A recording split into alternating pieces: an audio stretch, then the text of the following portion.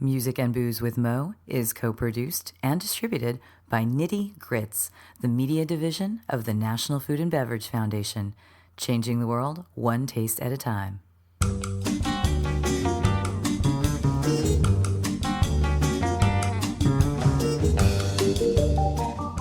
Welcome to Music and Booze with Mo. I'm Mo Herms, and I've worked in the music industry most of my life, so have met some pretty amazing musicians over the years. I also love a good cocktail, and I've encountered some really interesting bartenders as well. It seems that there's a lot of crossover, so when I can, I like to talk to musicians and bartenders about music and booze. Join us at the bar, won't you?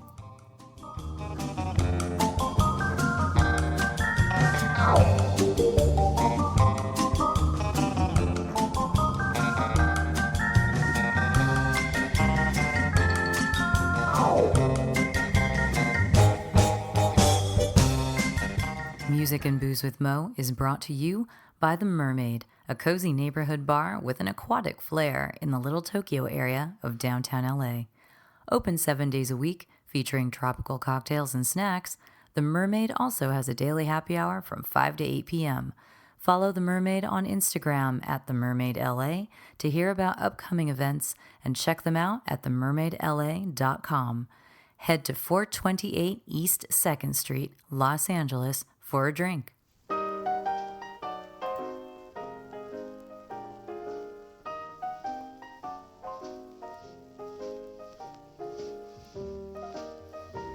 This is a very special edition of the podcast today, as I am joined by Dale DeGroff. Dale DeGroff is a legend in the cocktail world.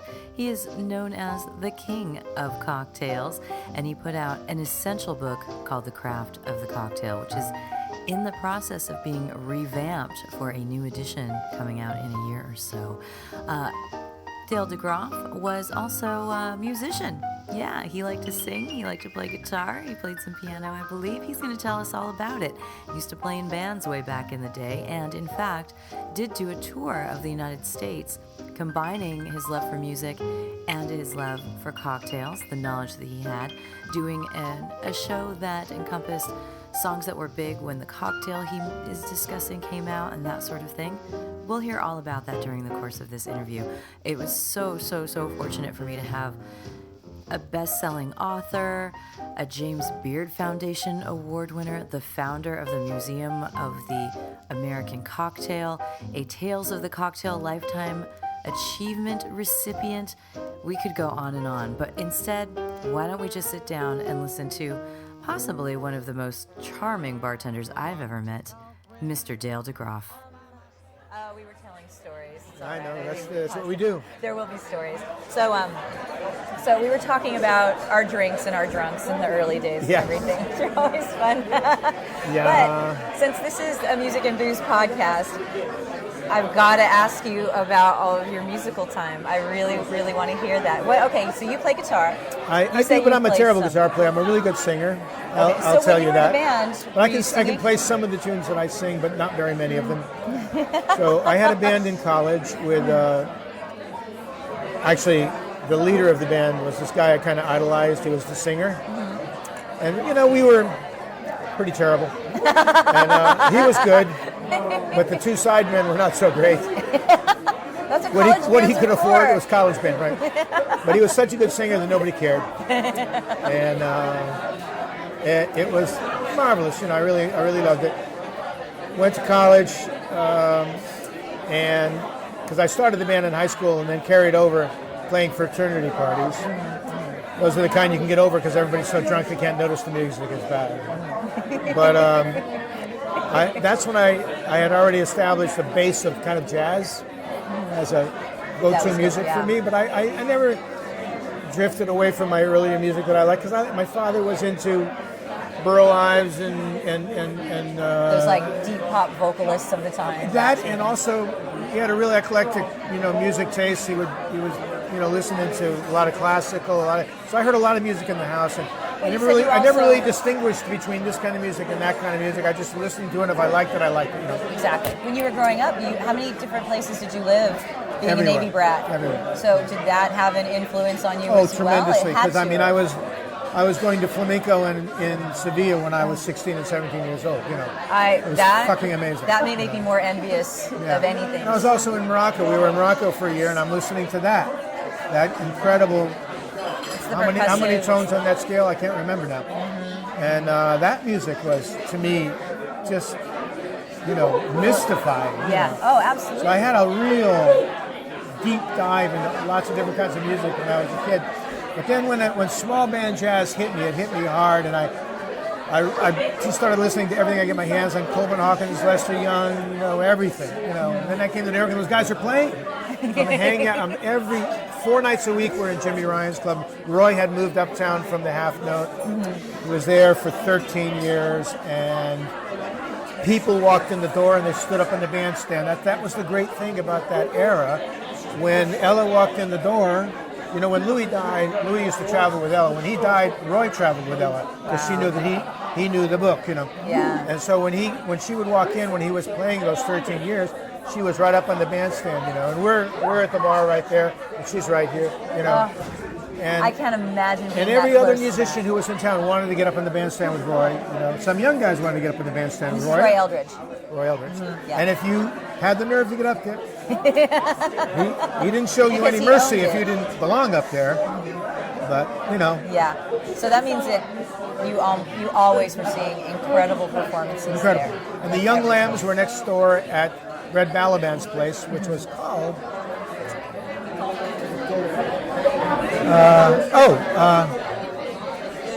The great guitar player, band leader. He was named after him. There are many. Of what era? 30s. 30s? Guitar. I'll think of it. But guitar player, like Django? Not a Django Reinhardt. Like that, but in that family? Yeah. It'll come back to you. But anyway, that's where the young guys were playing. Anyway. And at that time, the Young Lambs, they called him, and it was Scott Hamilton. He just came from Rhode Island, Warren Vache, who had just come from New Jersey. And they put a band together, and Red was playing the bass with these guys. And Roy came over when these guys were in their 20s? 20s, I was going to say. And Roy came over and he's like, get the fuck out of here. He's listening to, where'd you cats learn how to play like that, right? Because they're playing like old guys. This is a kid, 23 years old, Scott, I don't know if you know Scott's music, tenor saxophone, and just blowing it away, And he says, man, you playing like 50 years old. He couldn't believe it. He called them the Young Lambs. He couldn't believe it. Amazing. So did Roy ever go over and play with them? Yeah. Or they went back and forth? They would trade with each other? They would come back and forth. That's amazing. You could sit in those days. That was the beauty of it. Well, there are still places, I think, out there in the world where that happens. Probably in New Orleans, right? Still. I bet there you can still do that. People surprise each other and show up and things. Fritzl's, places like that you can. There you go. It's incredible. So do you have, I'm sure you saw so many amazing performances. Did any stand out that you just feel so great? I started singing just in saloons. My best friend whose older brother was a piano player was also a piano player. He had a gig in Yorkville on 87th Street at the Yorkville Inn, and I sang with him there. Then he got a gig over here, I sang with him there. What kind of stuff were you singing? Gotta get my old tuxedo, friends. Gotta, or Fats Waller, anything by Fats Waller. Just stuff that was all written before I was born. And yeah, you gotta be no slouch to be able to sing that stuff. So then I go to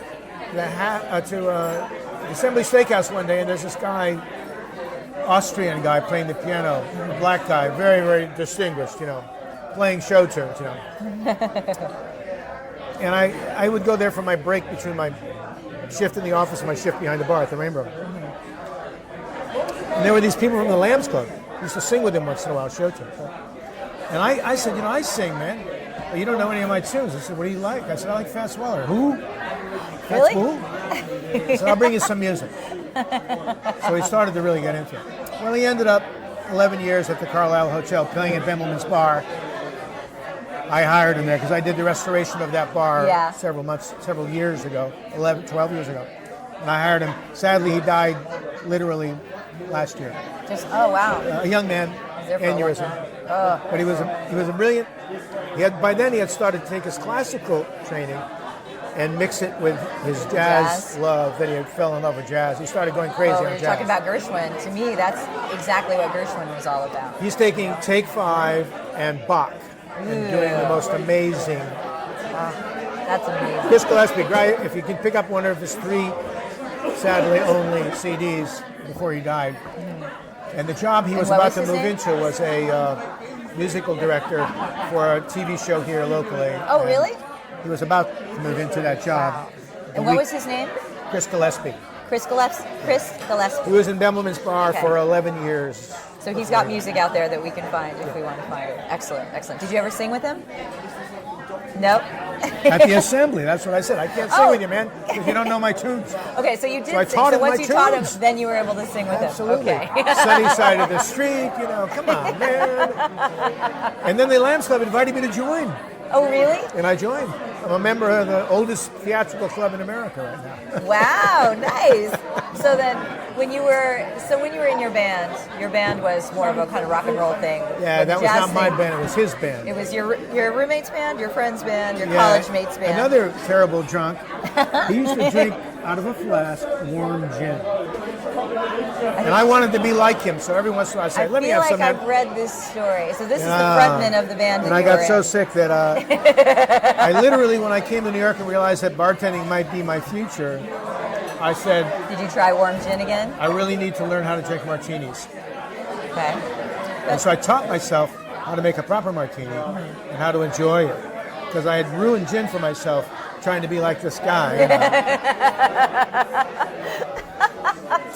But the musical thing that I did that made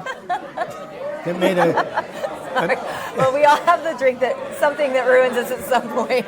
I'm glad to know I was a bit of a hero worshiper when I was a kid, Sorry, okay, I'll let you finish. I'm just far too tickled by that story. All right, but your musical journey.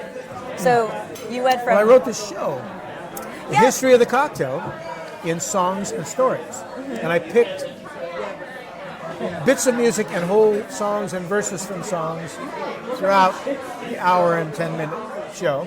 I hired in every city I went. Here I used a guy named Joel Perry who died 3 years ago, young man, great blues and jazz player.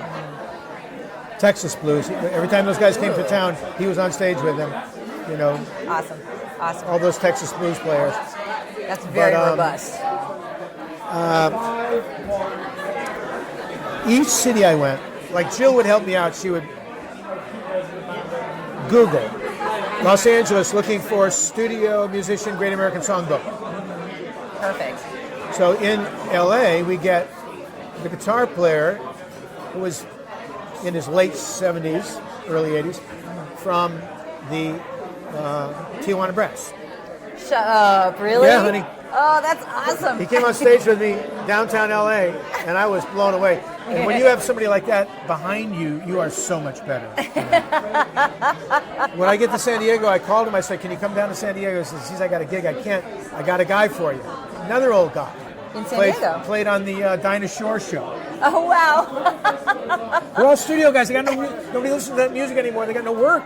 They're playing in little clubs in the valley, and nobody cares, And really, I mean it. I know. I live now. Maybe they care again, but it seems out young people don't want to hear the old guys. They want to hear young people playing the old guys' music. And that's sad. That's totally true. The next time you come to LA, I live across the street from an Italian place that's been around since the 50s or so. Which in LA, that's terribly old. Well, do you remember the Parisian Room? You're way too young to remember the Parisian Room. Your dad went to the Parisian Room.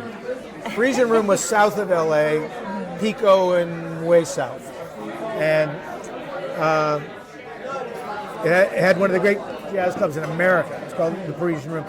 It was two buildings, front and back. Front was a show and bar and restaurant. Back was like a utility room. And one day, the woman who sang at my son's christening was a wonderful, wonderful singer named Tanya Brady. And she sang God Bless the Child, just blew us all away. Did you cry? Yeah. Waterworks? She called me. She was a Teary. bit of a drug addict on top of things. Well, but she called me one day. Goes with the Billie Holiday. Goes with the territory. Yeah. She called me one day, and she was a tall black woman, stately and beautiful. She said, "Dale, good. She says, Dale, we have to go to the briefing room. Harry Sweet Edison. Wow. So, God, I'd love to see Harry. I saw him in New York. I'd love to see him. Saw him when I was a kid. She said, I don't have the money. I said, don't worry, we're going to see him. I'll pick you up. So we go, we walk in. The band is coming off, and they disappear. We just said, don't worry, I know where they're going. So we follow them right out the back door. They're in the alley between the two buildings, So she throws her arms around this guy. She says, Harry, it's me, Tanya. I sang with you, and it's been so many years. And this is my friend Dale.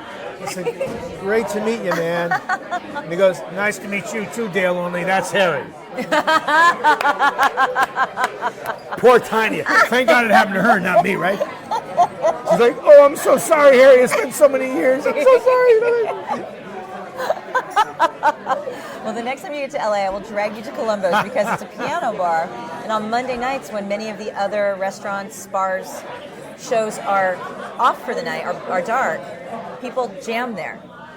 So I heard about this. Yeah, all sorts you of old can't get guys. in this place, I hear. Oh yeah, no, you totally can. And they stay open until 2 a.m. Normally, it's a neighborhood restaurant. Exactly. They I usually close at read like about 11, this place. And they stay open until 2 on Mondays because all these guys come through. And generally, it's Well, I used to go to the Baked Potato, all those joints, Yes, where the Baked studio Potato. guys would go and when they weren't playing in the studio orchestra. Yeah, Baked Potato is one of those places as well. This place is in Eagle Rock. There was a lot of music there. I tended bar at the Downtown Variety Arts Club when Milton Bill Larson owned it. It closed many years ago. It had rooftop dining and dancing and the jazz, what were they called? The jazz society. Okay, that sounds familiar. They all guys who met once a month at my bar. And fantastic You're like, I'll take musicians. it. Yeah. So you touched on your show. Something that when I do this podcast, I tend to ask people. Here's what I say.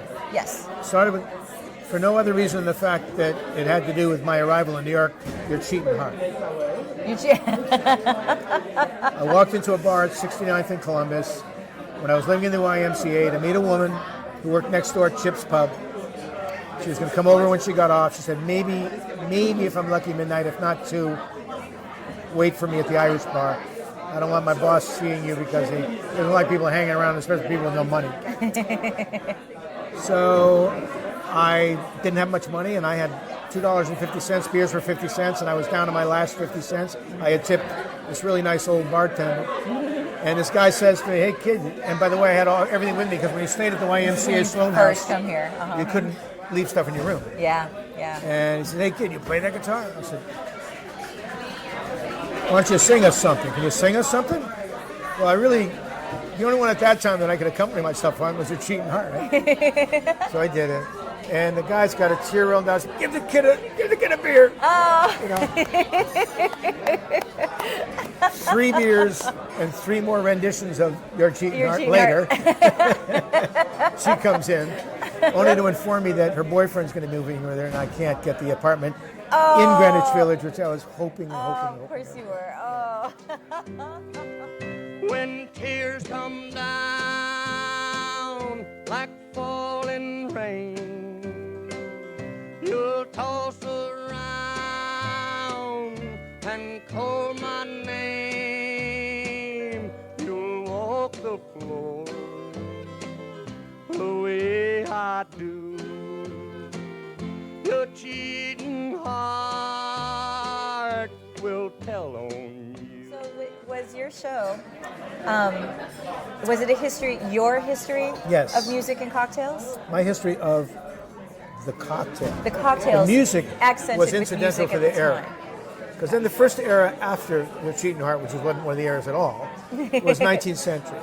I did The Absinthe Frappe, which is a great, it was a show that ran on what was then Broadway, was music hall, 14th Street Broadway. It was the longest running show in that era. At that time, yeah. Absinthe Frappe. So we did that. Absinthe Frappe is the name of the show? Yeah. No, the name of the song and the song. show. Oh, okay. Because I've never heard of that show, and my you parents need to get a hold of the song. They're Broadway people, so I need to know this. Yeah. It's fantastic. It's not anything that you could ever do again today, maybe. Yeah. It was of its time. Bum, bum, bum, bum, bum, bum, bum, bum, bum, bum. One of these waltzes, that 19th century. And then the next tune to come along was Lulu. No. Was Fats Waller. Oh, Fats Waller. I was going to say. Now, I get to this one point where I'm telling the story about my seeing Roy at that bar that I told you, right? I tell that story in the show. And I said, they were playing on a shelf. Do you guys remember the tune, You Ain't Misbehaving? No one to talk with, all by myself. No one to walk with, I'm happy on a shelf. The shelf! That's the shelf that he was singing about. I'm happy on a shelf. Because all the bands played on a fucking shelf behind the bar, And that's what that came from, that lyric. Thank you, because I never, even hearing that song, I'm sure I still would not have put that together. I'm happy on a shelf. That's what he was singing. That's awesome. Yeah. And he wasn't happy on a shelf because he wanted to be. Fats Waller had, like the guy in the movie now. Have you seen the movie Green Book? Green Book? No, I haven't seen it yet. You really want to see it. No, I will see it. That guy was a black I love that actor. classical musician. Maharishi Ali. And he apparently plays pretty well. Mm-hmm. And he did in that era, but that was not the same era because Fats was 30s, he was 50s. He was 50s, right. But he did travel as a classical black musician, still not being able to have a career. He played jazz, But Fats would have been, they say, a massively talented. Yeah. Which brings me to another story. Okay. Music. Anyway, the next tunes were that. Then I did a tune when I got to Prohibition called I'm on my way to Cuba. That's where I'm going. Fabulous fucking tune. And then I did a tune from I can't remember that one. What inspired you to put this show together? Take yourself on the road like this? I needed a show. I needed to travel. I needed money, and I put together a show. I mean, I had lost the Rainbow Room. I lost Windows on the World. That stupid pop-up closed. My book, was doing well, but it hadn't started paying royalties yet. It's been paying a lot of royalties, by the way. Well, Jeff Berry, when I interviewed him for this podcast a while ago, his advice to aspiring book writers, which you may have heard in chatting with him, was, if you want to make any money, don't write a book. Well, we say as you're in my case, I got lucky. Your book. I wrote the book at the right time. You did. And so you weren't receiving. So you thought, I need to do something. What can I do? And you created this show for yourself and took yourself on the road. At that time, I was making my money by promoting the book, traveling. I had clients. But I needed more. I wanted a vehicle that I could carry forward and sell. Yeah.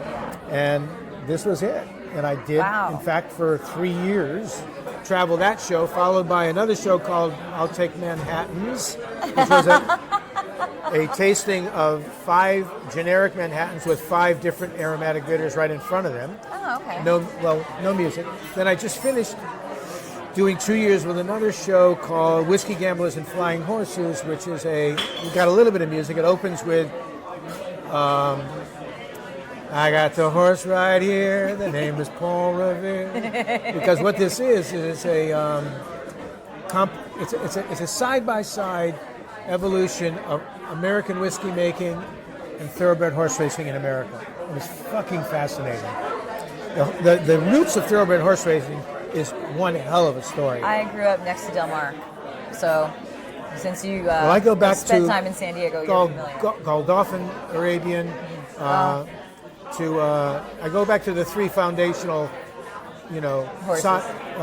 sires from overseas. Wow. 300 years ago when the whole thing started. Wow. And I tell that story along with the evolution of American whiskey making, starting with 1607 when in the Jamestown colony they were making corn whiskey, but it didn't survive because the Indians attacked the colony, wiped out half of them.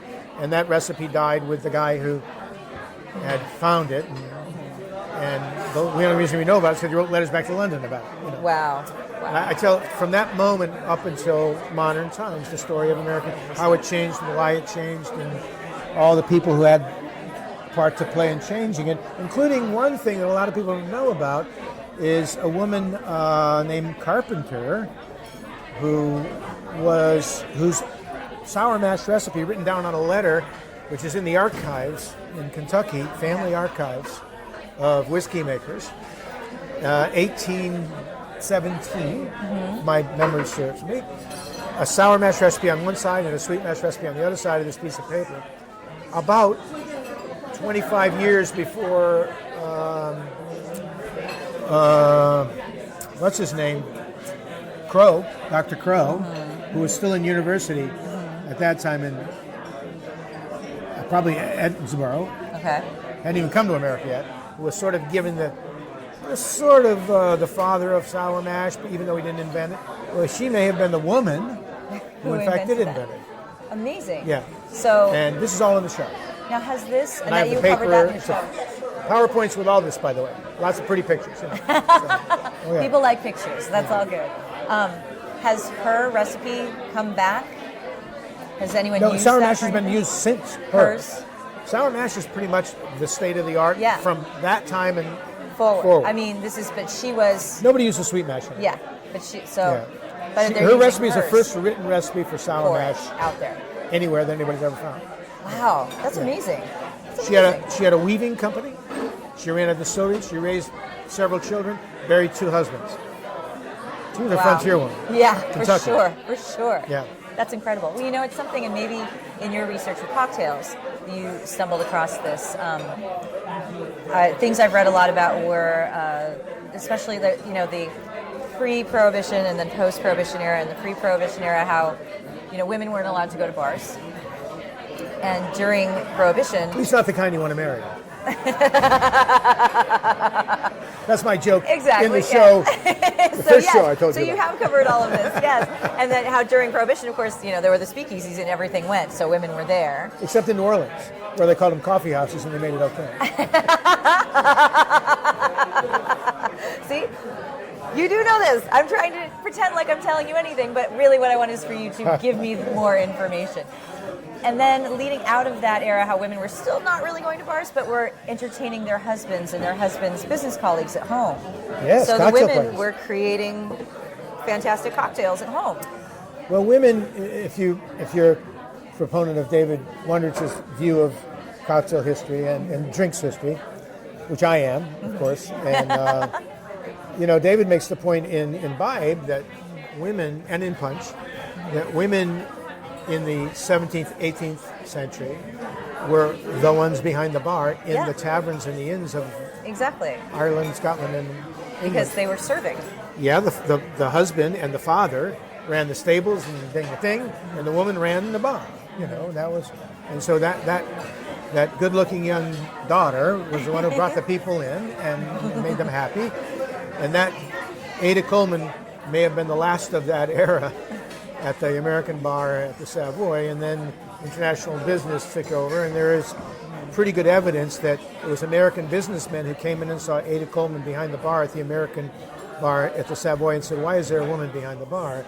And not too long after that, she was not behind the bar anymore. An American bartender named Harry Craddock, exiled by Prohibition, ended up behind the bar there. and wrote the Savoy Bar Book, which she should have written probably. And so goes. So goes that. And then women were not behind the bar again until, I'll give you an example. When I opened the Rainbow Room, I hired 36 bartenders. We had a huge private dining business on the floor below. Mm-hmm. We had the 64th and the 65th floor. Among those 36 bartenders were 11 women. Mm-hmm. And that's impressive.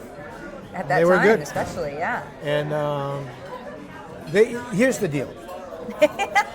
They were friendly and personal. Mm-hmm. I pretty much shied away from professional bartenders when I did the hire at the Rainbow Room because I was doing a totally different thing that I had developed at Aurora for Joe. Mm-hmm. This 19th century cocktail program. I, for the life of me, couldn't figure out why he wanted to do this at a fine dining French restaurant. When he first hired me, I finally got it when Benny Goodman was sitting at my bar. When I went to the wine masters, they said, "What the fuck is Benny Goodman in my bar?" He said, "It's the Rainbow Room thing, man." I said, "What Rainbow Room thing?" And he said, "Joe's 2 years now working on a restoration of the Rainbow Room. Where have you been?" I said, "Well, nobody tells me any fucking thing around here." That's when I put in a bid to get the head bartender job there. Got it. And got it. And understood why Joe had me working for 2 years in a small, Place perfect. Michelin-starred French chef with the wines of Burgundy. The fuck am I doing making these drinks here? I mean, I did sell drinks because I was trying them out on people. Yeah. But really it was a wine house, champagne. And, So it's pretty forward thinking, like restoring these drinks. Joe to this was the proper laboratory clientele. for the ring. Yeah, exactly. In his mind. Actually, Goodman never made it to the opening because he died before we opened, sadly. But you probably had other folks. He was going to be the opening orchestra. It was the Cabot Orchestra, Would another that very have just famous. absolutely blown your mind? Yeah, no, it did. I mean, that. Goodman at my bar. I'm like, hello. The piano player at the Hotel Bel Air, where I had worked a job prior to this, was named Bud Herman, and Bud played with Goodman. And he had a wonderful story to tell about. I have so many stories to tell. I'm sure. Bud. That's a sign of a life well lived. I'm sorry if you have this many amazing stories. I left the Bel Air when Bud died. Bud was there 20 years when I arrived, and he was a tall, stately gentleman with white hair and huge hands with spatulated fingers. Do you know what that means? No. Spatulated fingers means the ends of your fingers are larger than the shaft. The rest? Okay. That's what I was imagining. It was almost like a... Yeah. And he could do like huge chords. And he had opened... So he was literally born to play piano.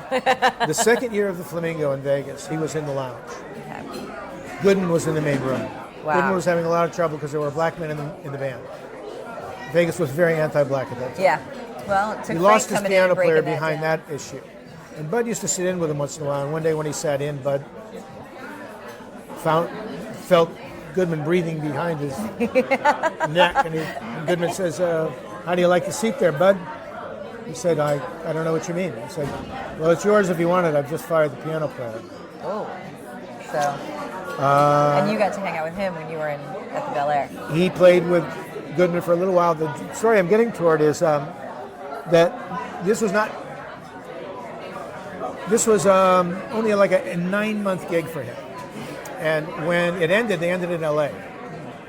And Goodman said, I'm going on to Hawaii with my wife for a very well-deserved vacation. I'd like to leave some things with you, Bud. And maybe we'll talk about later how I get him back to New York.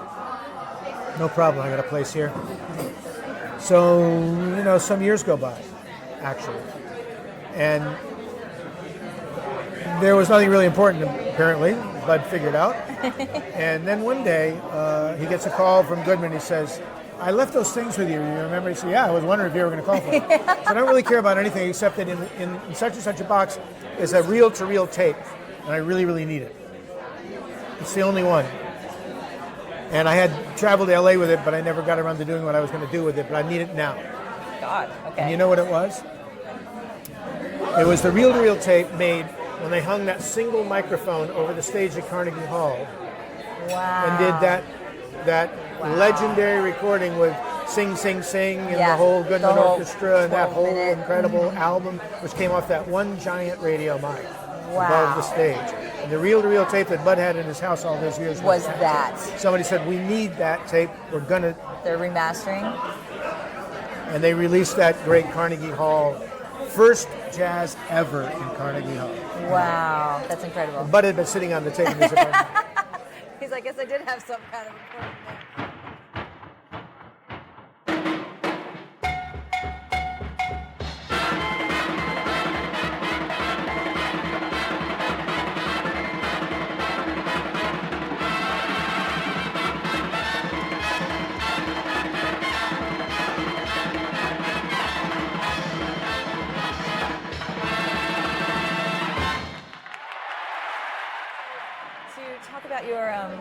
Your cocktails and all of this. You obviously did a whole show where you were relating it. You had a cocktail for each era, but for you, were those you personally, what you relate to in that era, or was it just the era in general was represented by this particular drink? They were classics. I started with a punch. Yes, but I would like to know a punch a la David Woodridge.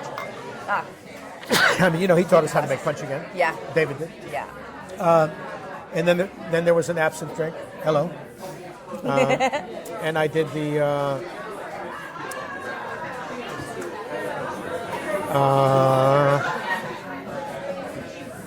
what did I do for Prohibition? I did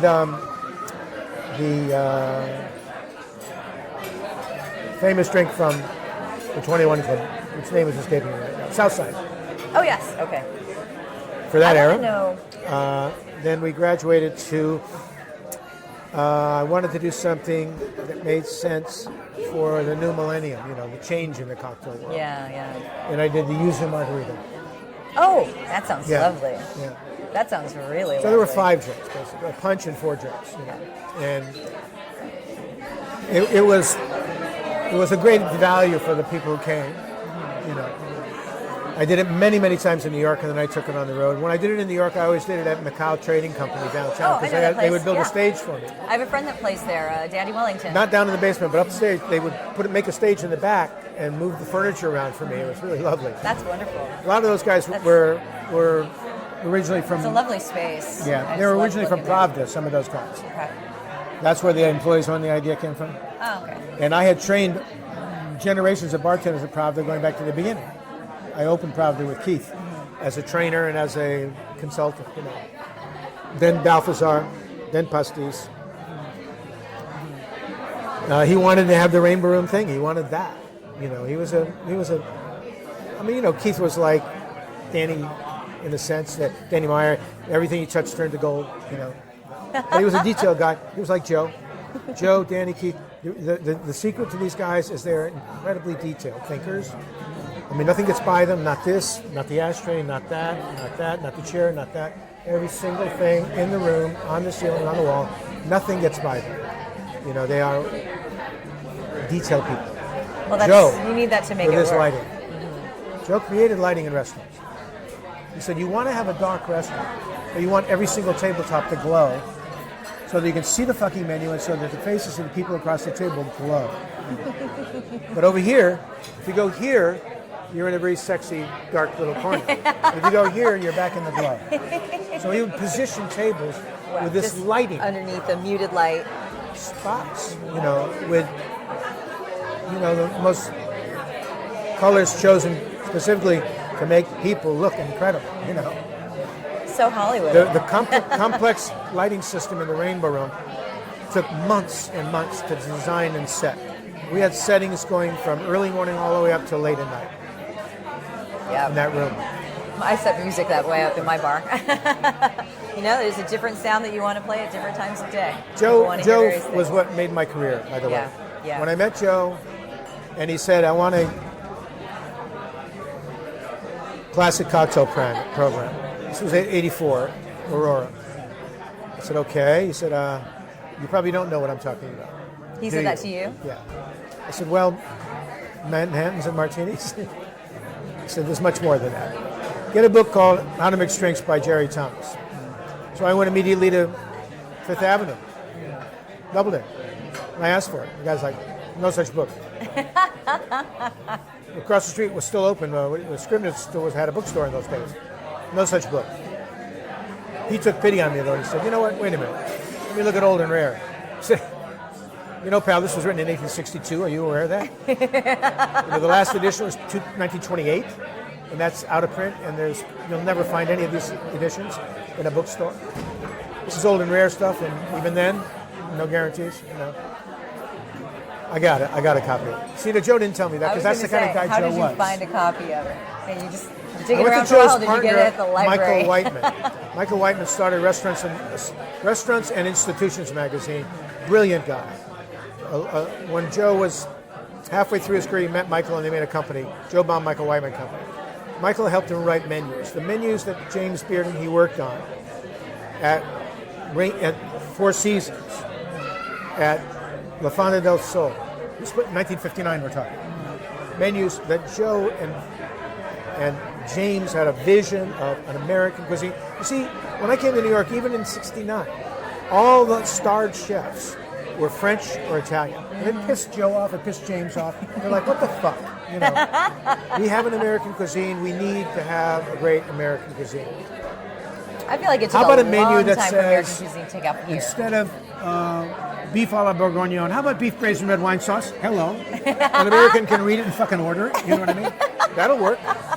These guys had a vision and they made it a reality. Joe changed the way we eat in this country. You know, with all the restaurants that he opened, he brought mezcal, pisco, and tequila to La Fonda del Sol in 1960 with the associated drinks. You know, the margarita, the Algeria, Toxico Fizz. It was unbelievable. Pisco Sour, unbelievable. You know, when I put the Pisco Sour on the Rainbow Room menu in 1989, Joe was like, he walked by the bar, I never saw him smile. Motherfucker never smiled. You know, he saw Pisco Sour on the bar and he laughed, you know. He didn't laugh because that would have been... Would he chuckle? That would have been hysteria for Joe. Yeah, I was going to say, did he just kind of chuckle at you? He knew that I had seen the menus and that I remembered. He didn't ask me to put that on the menu, but I had seen the La Fonda del Sol menu at the ad agency when I was in the mailroom. You know, what the fuck is this? You know. Yeah, because when you worked at the ad agency, you got to eat at these restaurants, right? Because you guys represented them. So this is what snuck you in. I was in the family. Yeah. I know that, I don't know if this happened, but I'm sure it did. My friend Jerry Holland, the family I'm talking about, Jerry, Ron, Charlie, Jack, and Bob, and then one daughter. The poor son of a bitch that married her. Let me tell you, Irish family, real Eugene O'Neill kind of family. The mother was a saint, the father was a drunk. The mother died first. Oh my God. You know. So each one of these guys, Charlie was the piano player I told you about. Ron owned the agency with George Lois and Jim Calloway. Wow. They had been with Julian Koenig at Papa Koenig and Lois, the most famous agency ever, you know, in that era, you know. Julian Koenig was Alka-Seltzer, he was Volkswagen. So it was full on Mad Men. All the big, amazing, you know. The famous line from Julian Koenig after sitting and listening to creative guys at a round table at Papa Koenig and Lois, that Ron was there, George was there, with Germans across the Germans, you know, this is the 50s. These guys were Nazis, you know. German industrialists from a company called Volkswagen, trying to get into America where we're drinking cars that look like spaceships. We're driving cars that look like spaceships, and they want to bring this little fucking... Oh, my German grandfather bought the second Bug available in the United It was a Hitler States. company. It was opened by Oh, yeah. So anyway... It was the people's car. After a whole bunch of back and forth, Julian, who looked like Groucho Marx, Julian Koenig, the most famous copywriter in the history of copywriting, everybody stopped talking for a minute, and Julian said, well, actually, to sell this thing, the way I see it, it goddamn well better be cute. So why don't we just call it, the Bug? The Bug. There you go. The whole thing, in a sentence. My dad's going to love this story because my dad, after my grandfather stopped driving that Bug, then my dad drove it until it died. The Beetle. Yeah, Beetle Bug. And that was the whole account for years to come. And then you wound up with this group. I wound up working for Lois Holland Calloway. Lois and Holland both were at Papa Koenig and Lois. Okay. Lois left and took the two smart guys with him. The best copywriter and the best business guy. So while you were there, they were taking you to lunch with them at Joe's places? You're George didn't drink. Okay. But they did have lunch roughly between 12:30 and 3 o'clock every day at the Four Seasons in the bar with phones and secretaries. Meetings happened with clients there. So old school. I love that. And a lot happened there. Yeah.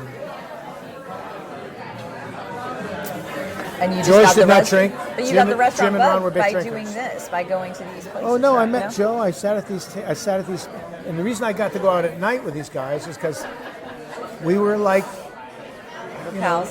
we were not even. We were like cannon fodder for Ron's wit, you know. I mean, sort of. We were along for table dressing, you know, basically, you know. Could be worse.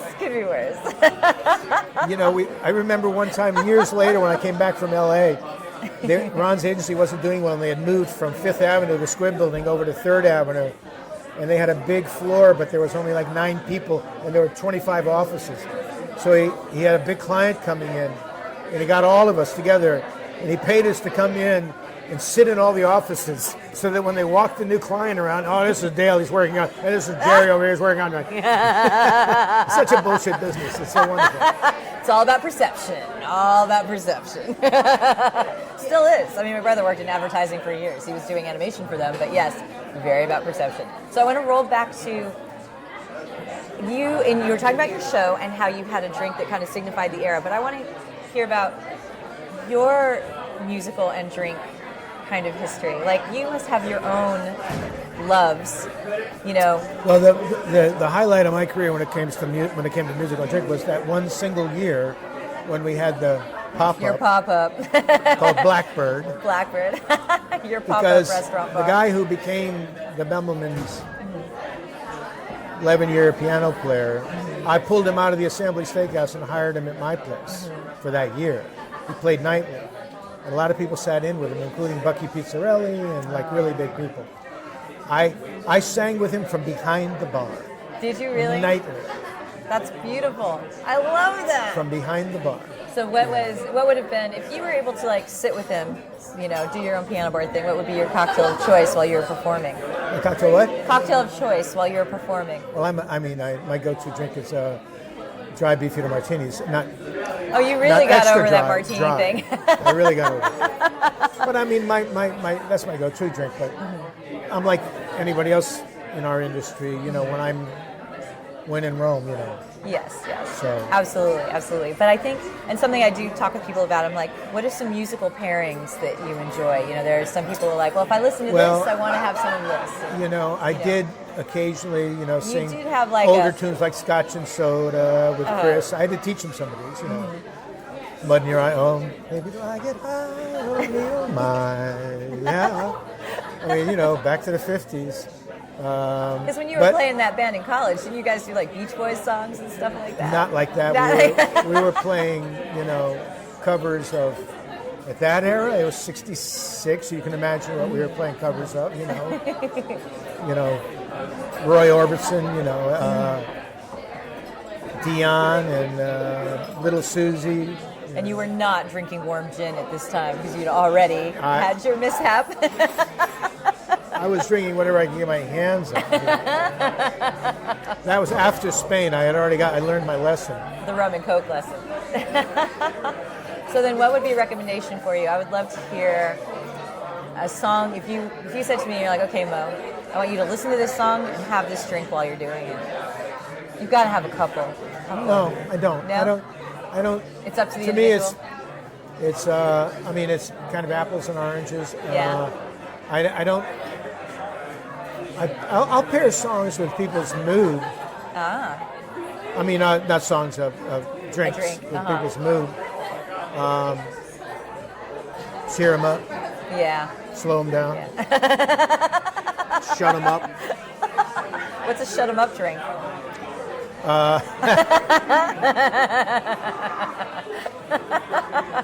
Stinger. So that's staying in the book when you revamp it then. That's the joke. What do you have after Stinger? Another Stinger. The Great New York Nightcap. Let's tell you, okay, we were talking earlier about how you are revamping your book. I am. So the book that put you on the map, I suppose, right? I mean, you were already kind of on the map, and then you just put yourself further. That put me on the map in a lot of ways because it became popular way beyond the bar community. It became a home bartender's book. Yeah. Oh, absolutely. Because I actually, when I wrote it, I sent accessible. the manuscript to some women friends of mine who were professionals in other areas, and I said, "Would you use this?" You know, before we were finished with the book. Yeah. So would you use this? And like at could home. you use it? Is it confusing? Tell me. Give me some. So I changed things based on those reactions. That's wonderful. And the title, it was a woman who helped me with the title. I was working for Nike Public Relations, and at that time, Abby Schiller was running Nike Public Relations. She's the daughter of the guy who brilliantly wrote for many years for the I Love Lucy show, and then later for All in the Family. Wonderful. Fucking interesting guy. I met him at her wedding. And she said, you know, you're writing this book, what are you going to call it? And I said, I'm going to call it Tall Tales, Cocktails, My Life Behind Bars. And She's like, no. No, she says. I said, what do you mean no? It's funny. It's cool. Gives me the right in the title to tell some tall tales. I don't have to be completely, correct about everything. Right? She says, no, it's a terrible time. I said, well, what would you call it? I said, I'd call it the craft of the cocktail. The craft of the cocktail is so boring. There's nothing funny about it. So booky. Look, I sell stuff. You make drinks. I'm telling you, call it craft of the cocktail. That's all I'm saying. Walk away. So I went around for 3 weeks asking friends, Yeah. what do you think? Tall tales, craft of the cocktail sounds pretty good, actually. I'm a fan of alliteration. So I ended up Calling it capitulating. And you know what? I am in my 18th hardcover printing. Wow. And that's why I didn't want to do this 2020 thing. Why are They you bugged doing me for this way? years to do it. And I kept saying no, because I'm making between $11,000 and $18,000 a year on the fucking Anyway. book. I am, and why would I write a new one that may not sell? What the fuck, But And they said, even well, the brightest stars sales are slowing down. I remastered. said, not that much, And I finally stuck to my guns until they offered me even more money. You are savvy. You have picked things up over the years. And so we're doing it. So you're doing it. And so what are the changes? There's I wrote a there's always second a introduction. rebooted, remastered edition. It's being remastered. I wrote a second introduction. I'm keeping the first introduction because it really told a story of that time, and I don't want to lose that. I don't want to lose this book. David Wonders gave me some advice because he's the writer in our group, in our company. Yes. And he's a brilliant fucking writer. There's not a better drinks writer on the face of the earth than David. He's incredible. And David said to me, Dale, craft is what it is. I said, I know, David. That's why I didn't want to do this project, He said, but, don't fuck with it too much because it is a thing, I said, no, I know exactly what you mean. So I took that very much to heart. So I wrote a second introduction that tells what happened Since. in 2002 till 2018. Yeah. A lot fucking happened. Well, yeah. I mean, Yeah. And can we blame the term mixologist on you? Yeah, I'm afraid you can because in 1987 I pulled it out of a. I mean, there's a love-hate 19th century relationship book. with that phrase, but it's the connotations that have been attached Well, dig to this. I pulled it out of a book in 1987, it. Okay. and then I went to the dictionary. And No it dice. wasn't there. The Oxford Dictionary, no dice. The New York Times Slang Dictionary, no dice. The fucking word wasn't anywhere except in a couple of 19th century cocktail books. Oh. Spelled either as mixicologist or mixologist, or even another spelling I can't remember now. So I said to myself, oh, that's cool. I'm going to call myself a master mixologist. So every time a journalist called me, I answered the phone. Master Which is mixologist. another lesson I learned in 1987. Bartenders had no time for people calling them at a busy bar. Hey, how do you make it? Click. Can you tell me? Click. Yeah. Got no time for this shit, Yeah. Well, I had an office job and I had a bar job. So I would take the calls and I would always answer their questions. Everybody was on deadline. They needed an answer now because they're a bunch of fucking lazy writers. And I got on all the lists, the call lists, So we ended up in the papers. Well, we ended up in the papers a lot anyway because this was the fucking Rainbow Run. Mm-hmm. We were in architectural magazines, theater magazines, clothing design, every aspect, China God's everything we did was a recreation of another era. Yeah. And Joe did a very faithful recreation of the Rainbow Room itself.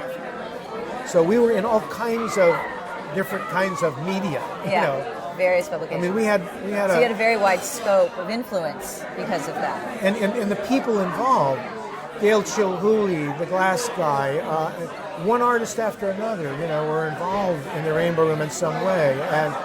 And we had a costume designer from Hollywood. We had 35 different extraordinary costumes, So everything. We had dishes with tradition, drinks with tradition.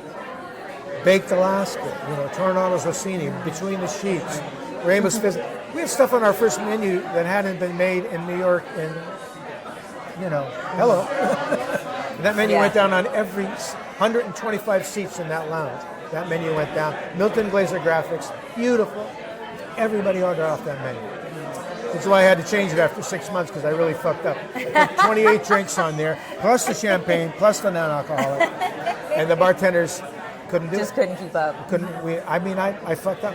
And I pulled that out of service, and I thought, sure, that was the end of my career at the Rainbow, because that was an expensive menu, Milton Glaser graphics and all that shit. And Joe did call me down to the office, and I thought it was to fire me. But actually it wasn't. He threw a magazine at me. This was 6 months in. Yeah. Hit me in the chest. You know. Had a little yellow tab on the top. He sounds so cuddly, this Joe. So open it up and read it. And it's an interview with me. Did you know you'd done this interview? It was just There's someone who a was cub sitting at the reporter bar? named Karen McNeil. Does that name ring a bell? It does ring a bell, yes. Wine writer and brilliant writer now, but this is her first gig. She never told me when she was sitting in my bar that she was interviewing me. Yeah. I'm reading this and smiling because I had never had any ink like this before. I got one drink written up at Aurora in Playboy magazine, the Ritz cocktail, which I made for the rest of my career. And Joe's getting angrier as I'm getting happier. And he grabs it out of my hand and he underlines, read me that sentence. Karen says to me, so what are you doing with the beverage program here at the Rainbow? My answer, what we're trying, and I hit the word trying, and Joe slammed the desk so hard I jumped out of my chair. Trying? Oh. Trying is for fucking students. We don't try.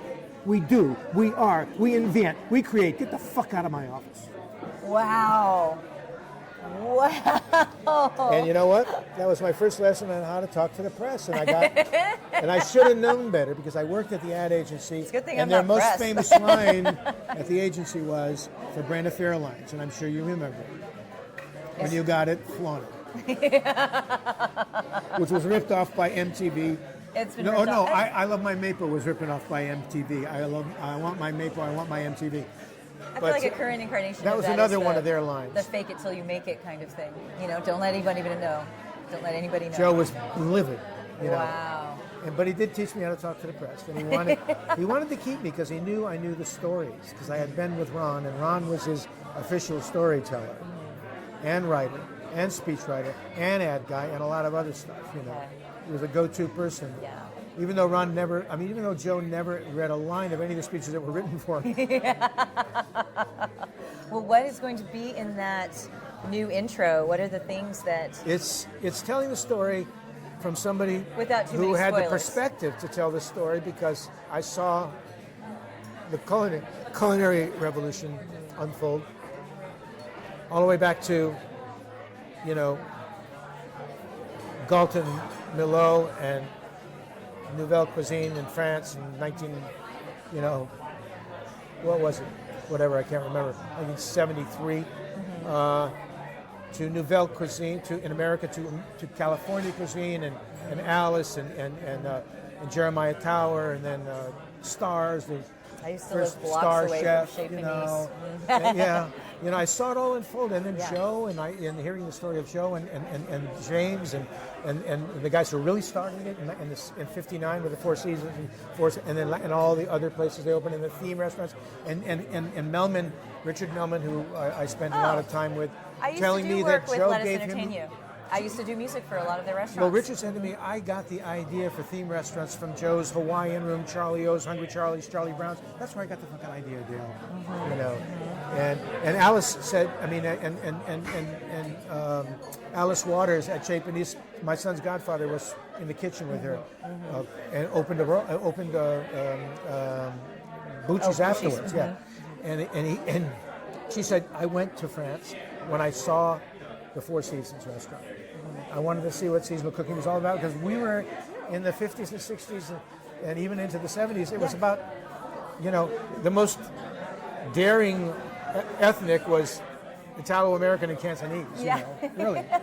And really, we were a meat and potatoes country. Yeah. Oh, you for know. sure. Yeah. There were, It was a even post-war fine dining thing, really. restaurants, the French ones were using number 10 cans. You know, really, they were in that era. You know, we were was so post-war. thrilled I to think a lot have of it this. was that.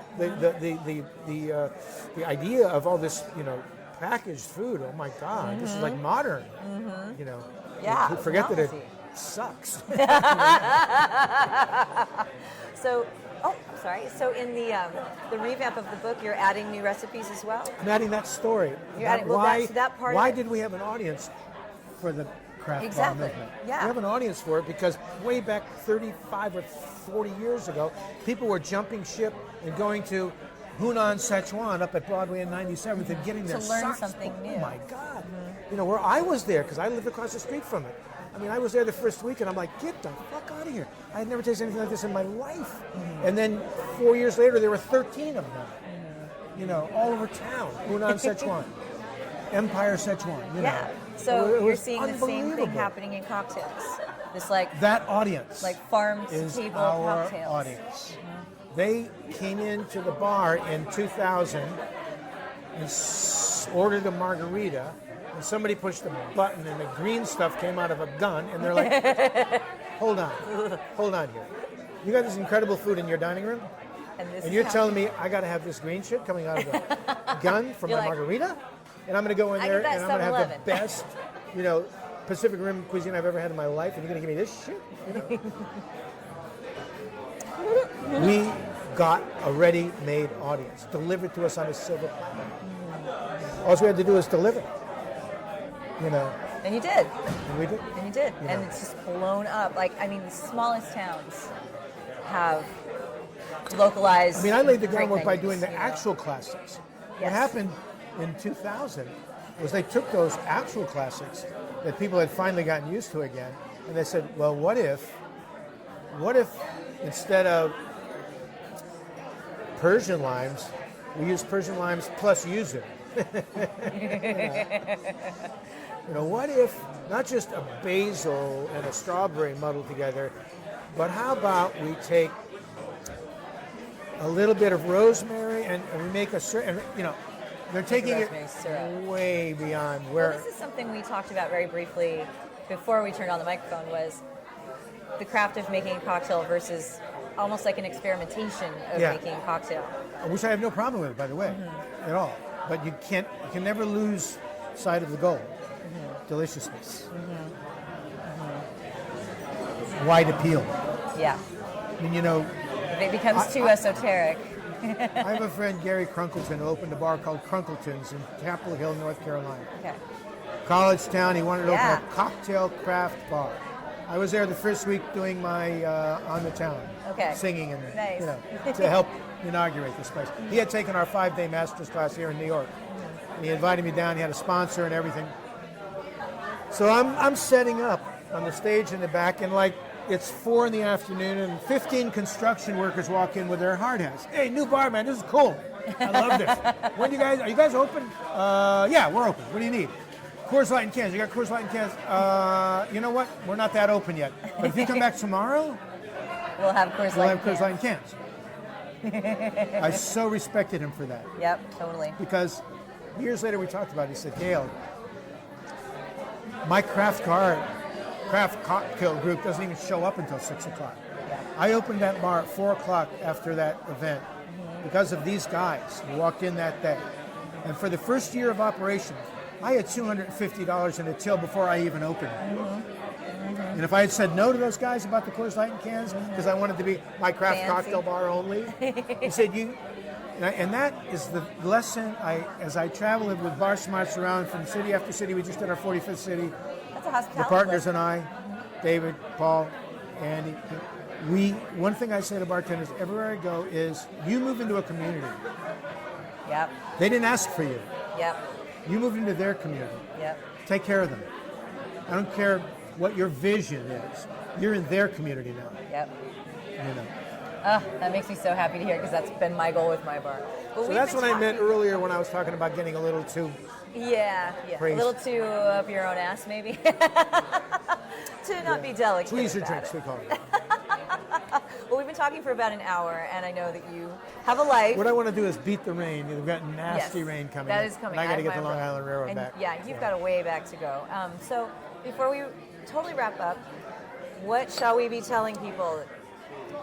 Look forward to a new edition of The Craft of the Cocktail coming in a couple of years. 2020, 2020 is the goal. I was going to come 2019, but Gaz Reagan's book came out before mine, and they wanted to promote that heavily for a year. So we set back 6 months to the opening of mine, so they can promote that heavily. Fair. Gaz's new version of the Joy of Mixology is fantastic, by the way. Yeah, He's such I a saw wonderful that writer. email. He's doing his Daily Beast column now. Please read it. It's so great. And Look as at you is picking David your friends Wondrich. instead of yourself. David Wondrich is doing his Daily Beast column, which is fucking brilliant. Which is amazing. He's Oh. such a joy to read. Just a lot of fun. to Anyway, read I'm his doing stuff. that book. I'm still traveling with my new show, which is called Whiskey Gamblers and Flying Horses. I do it, especially during Triple Crown. I do it at racetracks.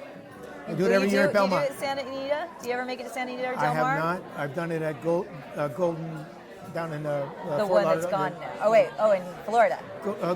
Gulf Coast. Okay. I've done it at Belmont. You got to bring us some culture in LA, man. I would love to. Come on. So you're doing that, and people can find out about that if they go to your website, I'm assuming. We're still traveling with Bar Smarts, the partners, and I, for teaching young bartenders. Still doing our 5-day master's class every January in New York City. Okay. There's all And I have that. my clients, Marie Brizard. I work with the Kuiper International and not the Kuiper USA because it's like, I won't say it out loud. Yes, we don't have to. Yeah. So if people want to see more about you, they can just jump to your website, most likely. KingCocktail.com. Get everything there. KingCocktail.com. And my wife's beautiful artwork is on that website under saloonartist.com. She's working on a whole range of classic bars, McSorley's, PJ Beautiful Clark's. stuff. We just were looking at Clover Club anniversary sketches or caricatures that she did of the staff here, and they're gorgeous. Totally fun. Totally fun. Thank you so much for coming My here pleasure. I and hope sitting you with can me. get at least 5 minutes out of this mess. Oh, please. Oh, my God. You're a professional storyteller, which lends itself to your other career of being a cocktail person. I didn't even get to the good stories. Yeah, I know. See, this is the thing is, I know we could All right, have I'll sat end here with for a one good long story. time. Yes. Because, the others were all so boring. But now. this is a music story that I meant to tell and didn't get around to. Okay. So when I got to the Hotel Bel Air, which was another serendipitous moment in my life, driving my '69 Dodge Dart up to the valet, and walking across all the had little those arched moments. swan bridge over the Swan Pond into the little winding path that led me to the bar. It's a lovely, lovely hotel. You don't have to walk through a lobby. And there was this big. I'd gotten a tip that they had fired the day man. And there was this big, tall, red-faced Irishman behind the bar. Looked just like a substitute teacher because he was. He was the executive bartender, and his job was to do the weddings for, All the big President fancy Reagan's stuff. kid. No, Yes. not standing behind a bar at the morning shift. So when I walked in the door and I said, "I hear you looking for a day man," I saw him pause before he said, "Go to the office," and he stopped and he caught himself. And he said, "Where did you work?" I said, "New York City, Charlie O's in Rockefeller Center, a Joe Baum restaurant." He'd heard of it. "Oh, Charlie O's. Okay, why don't you step behind the bar for a minute? Pour me a shot, any shot. I want to see if I'd ever picked up a bottle. Make me a sidecar." Now, even the Hotel Bel Air in that era, 1978, had a gun. And in that gun was sour mix. So no problem. Cognac sour mix, shake it up, little sugar on the middle. Okay, come back tomorrow morning, black pants, white shirt, we'll supply the jacket. See you then. So I had the day shift. No business in the day shift. So he had me polishing bottles because he knew I didn't know what at least a third of them were. And I might figure it out. And I did. But one afternoon in that no business day shift until 4:30 when finally somebody started wandering in. Yeah. Occasionally some elderly people would come in for lunch, but the lunch was really beautiful out underneath the bougainvillea. You know the hotel. I know, bar. yeah. So this dream. elderly It's couple still a wandered dream. in and they sat in the one table I couldn't see from the bar, up around the angle. And the baby Steinway was, the lock was broken. I had gotten a call from Bud, the piano player, who I hadn't met yet, not let anybody play because the lock was broken. He let people play at night. Phyllis Stiller, as a matter of fact, who, by the way, is a brilliant classical Phil pianist. Stiller used to come in and Brilliant play? classical pianist. Really? Yes. Amazing. Anyway, yeah. I love So that. I'm finally breaking away from my polishing, and I see the guy just sitting down at the stool. And I ran over, and just as he lifted it, I said, "Excuse me, sir. I'm sorry. I know you're probably a wonderful player, but Bud Herman, our wonderful piano player." "Oh, I know Bud, yes." "Well, actually, he would prefer that people don't play when he's not here, but when he's here, please come back tonight. saying, oh yes, we're not. And so he gives me his credit card. So I go back, he gets up, goes back to the table. And I look at the credit card and I said, oh my God. And I called the desk and I said, would you please tell me that the Vladimir Horowitz sitting in my lounge is not the most famous piano player in the 20th century? They said, oh, Mr. Horowitz has a concert in town. Yes, he's staying with us. And I ran back to the table and I said, please, Mr. Horowitz, please play the piano. He says, no. He says, was young being man, respectful. I travel with my piano. I travel. So he understands. I completely respect and understand Mr. And I'm not going to. Oh. And I turned down the opportunity to have a private. Right. Oh. That's my final story. That's an excellent one to end with. Thank you so much, Dale. I so appreciate it. Cheers.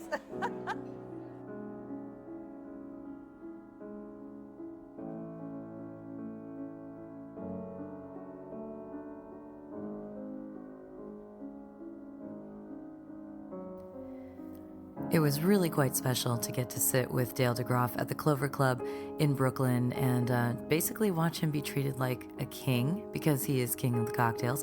In fact, you can get more info on his comings and goings and what he's writing and working on or where he'll be if you head over to his website, which is kingcocktail.com. And of course, if you have any interest in learning the craft of the cocktail, then you have to buy the book of the same title.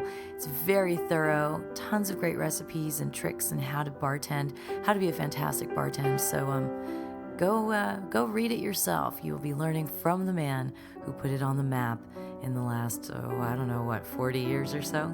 Very, very, very sweet person, very charming person, and I know I fangirled all over the place. Thanks so much to Dale DeGroff for sitting down with us and sharing his love of music and cocktails with all of us on the podcast.